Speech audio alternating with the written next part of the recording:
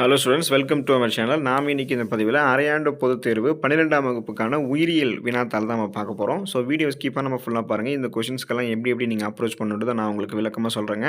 நீங்கள் இப்போ தான் நம்மளோட சேனலுக்கு புதுசாக வந்திருக்கீங்கன்னா மறக்காமல் நம்மளுடைய ஸ்கூல் நியூஸ் தமிழ் சேனலை சப்ஸ்கிரைப் பண்ணி பக்கத்தில் இருக்கக்கூடிய பெல் ஐக்கானையும் ப்ரெஸ் பண்ணி ஆல் அப்படின்ற ஆப்ஷனையும் செட் பண்ணி வச்சுக்கிட்டீங்க அப்படின்னா நாங்கள் போடக்கூடிய எல்லா கொஷின் பேப்பர் ஆன்சர் கீ சம்மந்தமான தகவல்களும் உங்களுக்கு வந்து சேரும். மறக்காமல் டிஸ்கிரிப்ஷனில் வாட்ஸ்அப் சேனல் லிங்க் மட்டும் இருக்குங்க, அதில் ஜாயின் பண்ணிக்கோங்க. உங்களுக்கு வேண்டிய notes, question paper, answer key எல்லாம் அங்கேயும் வந்துடும். வாங்க இப்போ நம்ம வீடியோக்குள்ளே போயிடுவோம். இப்போ 12th ஸ்டாண்டர்ட் பயாலஜி பொறுத்த வரைக்கும் பயோ பாட்டனி இருக்குது, பயோ ஜுவாலஜி இருக்குது. அதாவது உயிரி தாவரவியல் இருக்குது, உயிரி விலங்கியல் இருக்குது. உயிரி தாவரவியலுக்கு 35 மார்க் இருக்குங்க இல்லையா, அதில் 8 மார்க் வந்து 1 மார்க் இருக்குது. ஸோ இப்போ இந்த ஸ்க்ரீனில் தெரியக்கூடிய எல்லா 1 மார்க்குமே உங்களுக்கு வந்து தெரியுதா பாருங்கள். நீங்கள் ஆல்ரெடி படிச்சிருக்கீங்களா பாருங்கள். உங்களுக்கு நல்லா ஷோ பண்ணுறேன். எத்திரியம் புரோமைடு எந்த தொழில்நுட்ப முறையில் பயன்படுத்தப்படுது? மயோசோட்டிசனுடைய மகரந்த தூளினுடைய அளவு எத்தனை மைக்ரோமீட்டர்? கர்நாடகாவினுடைய சிர்சி என்னும் இடத்துல சூழலை பாதுகாக்கக்கூடிய மக்களினுடைய இயக்கம் என்ன இயக்கம்? இது நோட் பண்ணிக்கோங்க மூணுமே. அடுத்து பார்த்தீங்க அப்படின்னா 4வது கொஸ்டின் பாருங்கள். பயிர் பெருக்கத்தில் வேகமான முறை என்ன முறை? ஒரு செல்லில் வந்து ஒரு மடிய குரோமோசோமினுடைய எண்ணிக்கை வந்து 18 அப்படின்னா இரட்டை மானோசோமி மற்றும் ட்ரைசோமி நிலையில் இருக்கக்கூடிய குரோமோசோம்களுடைய எண்ணிக்கை என்ன? இதெல்லாம் நீங்கள் வந்து படிச்சுக்கோங்க. இது மாதிரி தான் 1 மார்க்கெலாம் உங்களுக்கு வந்து பயோ பாட்டனியில் இருக்குங்க. அதாவது உயிரி தாவரவியலில் இருக்கும். ரொம்ப ஈஸியாக தான் இருக்கும். ரொம்ப கஷ்டமாகலாம் இருக்குமான்னு கேட்டிங்கன்னா கிடையாது. இதுக்கெல்லாம் ஆன்சர்ஸ் எங்கே இருக்குதுன்னு கேட்டிங்கன்னா உங்களுடைய ஸ்கூல் புக்கில் தாங்க இருக்குது. எதுவுமே அவுட் ஆஃப் சிலபஸ் கிடையாது. அதே போல் ஏதாவது ஒரு கொஷின்ஸ் வந்து உங்களுக்கு புக்குக்கு உள்ளேருந்து கேட்டிருக்கலாம். ஆனால் மேக்ஸிமம் புக் பேக் தான் இருக்கும். ஸோ ஃபஸ்ட்டு புக் பேக்குக்கு வந்து முக்கியத்துவம் கொடுத்து படிச்சுக்கோங்க.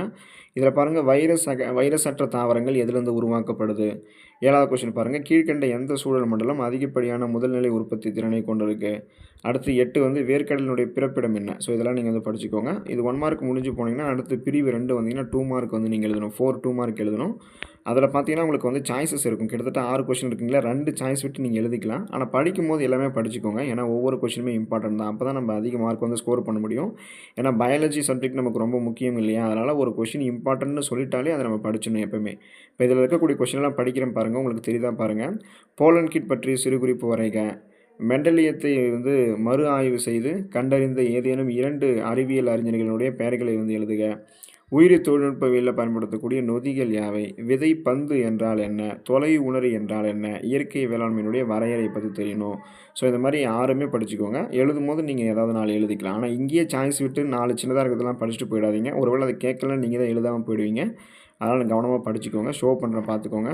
அடுத்து பிரிவு 3 வந்தீங்கன்னா 3 மார்க் வந்து நீங்கள் எழுதணும். அதில் வந்து பார்த்தீங்கன்னா உங்களுக்கு வந்து 19வது வினா வந்து கம்பல்சரி. 19வது கொஸ்டின் பாருங்கள். நறுமணப் பொருட்களினுடைய அரசன் வந்து அரசி யார்? நறுமணப் பொருட்களினுடைய அரசன் அரசி யாவை? அவற்றினுடைய பயன்கள் என்னன்றது நீங்கள் எழுதணும். அது எழுதி முடிச்சது போக 2 மார்க் நீங்கள் 3 மார்க் எழுதணும்.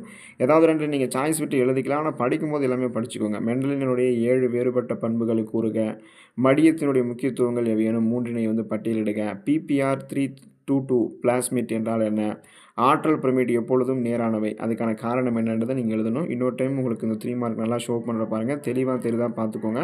வீடியோ பாஸ் பண்ணி பேப்பர் பென் எடுத்துகிட்டு நோட் பண்ணிக்கோங்க. ஸ்க்ரீன்ஷாட் எடுத்துகிட்டு அப்புறமா படிக்கணும்னு நினைக்காதீங்க. ஒருவேளை நீங்கள் மிஸ் பண்ணிடலாம். அதனால் இப்போவே டைம் இருக்கும்போது நோட் பண்ணிக்கோங்க.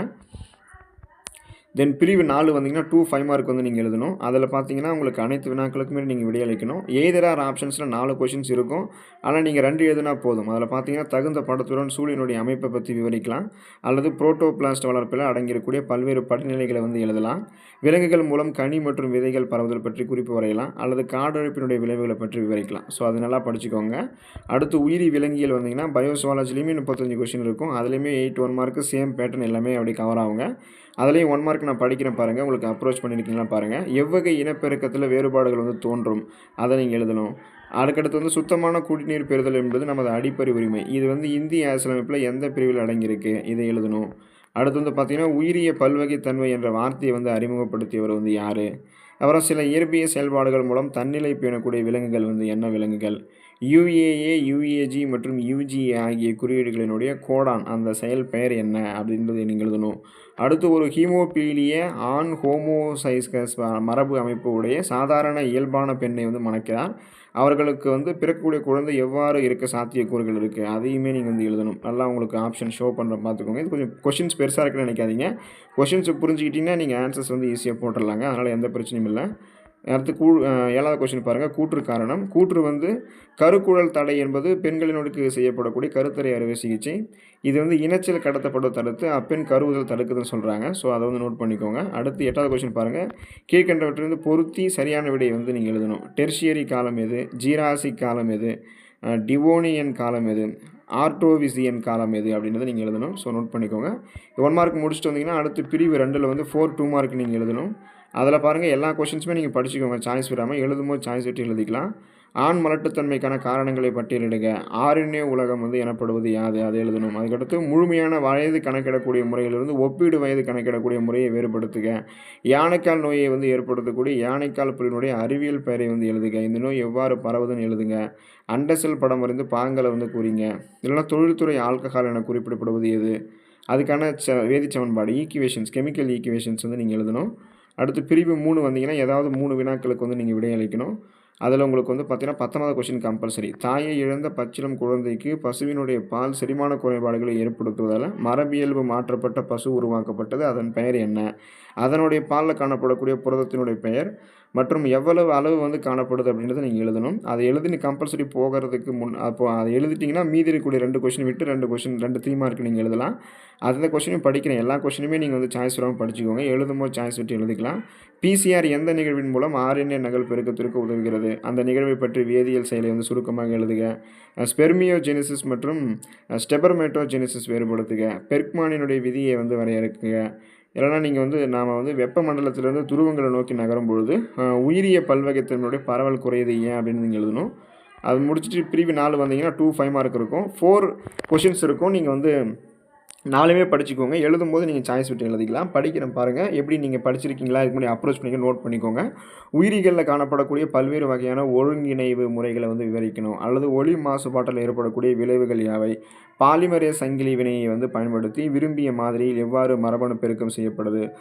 அல்லது வேறுபட்ட இனச்சல் ஆண் மற்றும் பெண் உயிரிகளை வந்து விவரி. ஸோ இதெல்லாம் நீங்கள் நோட் பண்ணிக்கோங்க. இதெல்லாமே உங்களுக்கு ரொம்ப ஈஸியாக தாங்க இருக்கும். நல்லா படிச்சுக்கோங்க. All the best for your examination. Thank you students.